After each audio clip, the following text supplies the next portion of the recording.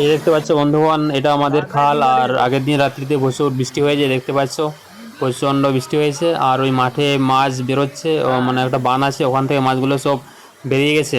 আর এই যে মহিলা দাদা একটা মাছ ধরেছে হাতে, দেখতে পাচ্ছ। আর এটা হচ্ছে আমাদের খাল, আর এই পাশেই ঝর্ণা আছে। এই দেখতে পাচ্ছ প্রচণ্ড জোরে বৃষ্টি হয়েছে। আর আজকেও সকাল থেকে বৃষ্টি হচ্ছে, কালকে সারা রাত বৃষ্টি হয়েছে। হ্যাঁ। আর এইদিকে একটা দাদা কোদাল আর মশারি নিয়ে মাছ ধরতে চলে এসেছে, দেখতে পাচ্ছ হাতে কোদাল আর মশারি আছে।